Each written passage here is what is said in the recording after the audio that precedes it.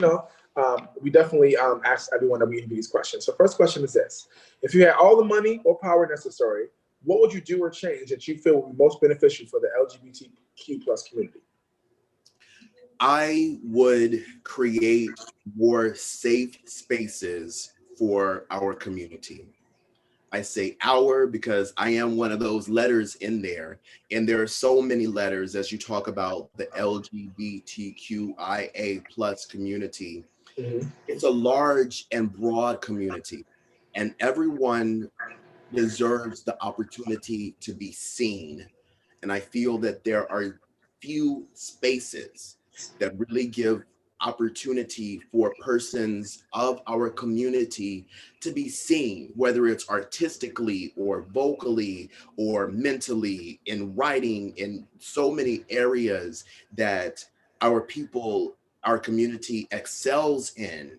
But because of that simple letter that's included in that genre, in that box that people want to Mhm. lock us into, they're overlooked, they're forsaken, they're pushed to the back burner because they're an L, or because they're a pansexual, or because they're a Q, because of just a letter. A lot of times, a person can be pigeonholed into a place of status that is not accepted when they actually have so much to offer.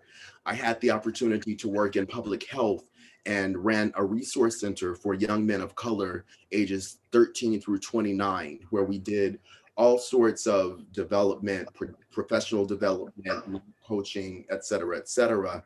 And it really had a great impact on me and showed me how few resources there are for our letter or alphabet community, as I will call it. I don't know if that's Mhm. a thing, but I'm gonna call it our Mhm. alphabets. And so if we can get someone to pay attention to what my alphabet is within my community, what my letter is, despite the letter, I am a person who has something to offer.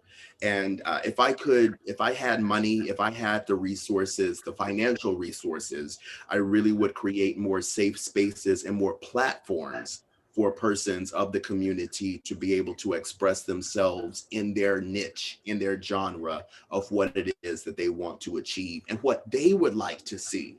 Part Mhm. of success is not just doing it for yourself, but success is being able to see what you think and what you feel in a palatable form on a public platform, that I can see myself on TV. I can hear myself on the radio. So this is reality. It's real. Not just me in my head writing my poetry and crying at night because no one understands me. Not just me among my friends singing karaoke because I can't get a place to get on stage for real. So Mhm. I just making a place where we can be comfortable is something that's very important to me. Got you.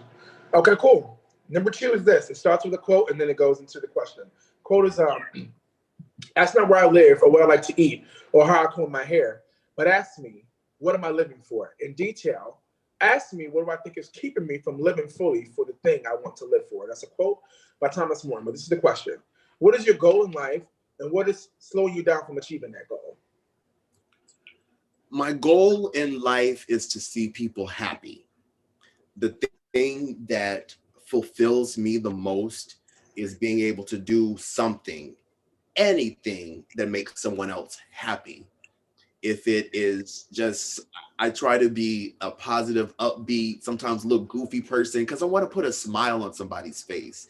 Right. And in our society, we struggle with so much, so many things that could bring you down, so many things that could downplay the strength of who you are and the ability that you have.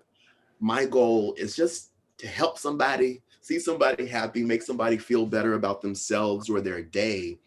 And that's what I try to do in encountering other people, is Mhm. to bring some joy, bring some light, change the conversation, change the situation so that my presence means something. And when I'm gone, when I've left you in from that conversation in the line at Starbucks, or when I've left you from buying, my clothes at the store, you remember that little black guy, Rick with no K, and Elliot with 2 L's and 2 T's. You remember Rick Elliott Davis for something that had an impact on your life. Makes sense. All right, now you're empowering us today. So number 3 is this. What is your deepest tea? I.e. something that you've never shared on social media before, but something that you are willing to share with us. I share my deepest tea. I really do not talk about where I'm from. I very rarely, a lot of times when I'm asked where I'm from, I'll say I'm from the South. I was born in the South. I moved around a lot. So to go into trying to explain to people where I'm from, where I've lived, how I got here, this, that, and so on, it just becomes too much. So I very rarely tell people, literally, I was born in Little Rock, Arkansas. I was raised there through my teen years. So that's a little key. And if you don't know me, you probably wouldn't know that. And with doing voiceovers, I put on so many different voices and facets and types of cultures and things that people just don't know never what's gonna come out of my mouth. So I that's something that, like I said, I don't necessarily shy away from. But everybody, if you don't know me, you might not know that I was born in the South. Got it. Especially Little Rock. Got it. Thank you for sharing that with us. You came out the gate with it. Don't try it. Bill Clinton is from there, okay? He was a president. Okay, we'll give you that. He's half black. No, I'm just kidding. What? 2 quick questions and we're done. What has been your biggest stumbling block that you had along your path, and how'd you overcome it?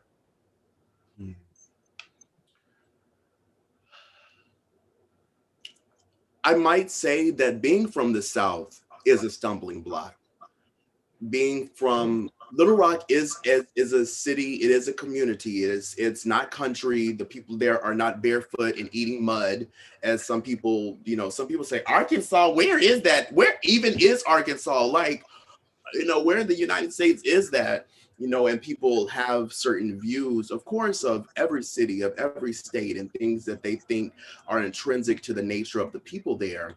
So I feel sometimes, and I think that's why I was closed off about it for so long, is because I had shame thinking that, well, I'm just this little black short boy from Arkansas, I'm not in New York, I'm not in LA, I can't do the things that they can do there.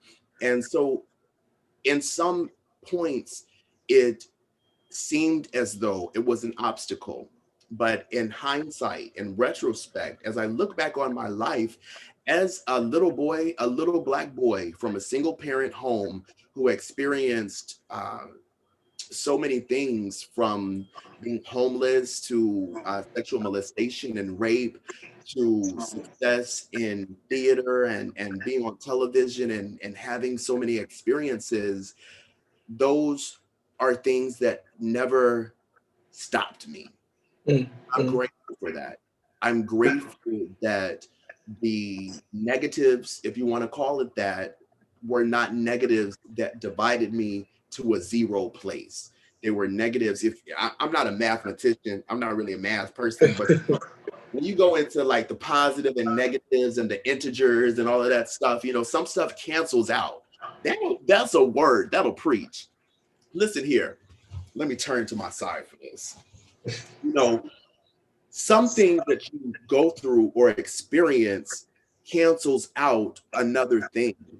So just because I was a boy born in the South doesn't make me ineligible to be a star or to be someone greater than what I was born into, from being born into a single parent home and being raised for a majority of my childhood as an only child. So that's my thing. It's still possible. Anything. It's possible. That's the ultimate goal we can understand. You only fail when you stop trying. As long as you keep going, you can make it. And you the only person that can stop you from making it. Is you. Only person stopping you is you. I say that all the time. And last but not least, what is the thing that you would like to be left in a legacy time capsule for a legacy of your work? Making people happy.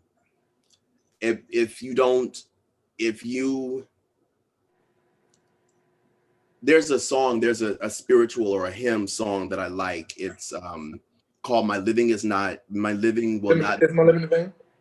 Yeah, it's my living. So it goes on to say, if I can help somebody as I pass along, if I can cheer someone with a word or a song, if I can show someone he's traveling wrong, then my living will not be in vain. And what I really seek to do with this life and this creativity that God has given me is just to touch somebody, and I may never know that person, but if I can live in such a way that what I do and what the energy that I put into the world helps, touches, blesses, lifts someone, then my legacy is set. My legacy, I will be happy and I can rest in peace, literally in peace, knowing that I did something, I mattered, I was there. That was me. That person will look back and say, yeah, that little boy, what was his name? But he was so good, or that's what I long for as a legacy in life. Oh yes, talk about it. Well, again, thank you so much for being here. This has been an amazing interview, and you're here with us all week long on our talk show as well. So I hope you enjoyed that. Please let the people know where to find you one more time via this interview. So you can go to my website, rickelliott.com. That's RICELLIOTT.com. You can also find me on Instagram at rick.elliott, ELLIOTT, or on Facebook, Rick Elliott Davis. Just like that. You heard the voice. Anything else you want to know, you can look it up. It's right there. Just like that. Or again, I'm at Troy Weeks Music. Just Google me, baby. I comes up. Google me. Google me. Type it in the Googler, as Wendy Williams was saying, the Googler Schmoogler. Again, I'm at Troy Weeks Music. This is All the Tea with Verse TV. This has been All the Tea with Verse TV. And you guys tune in next week for a new interview and someone else that's going to be in the chair making it happen. So thank you guys so much. Make sure to like, comment, and subscribe to Verse TV and everywhere.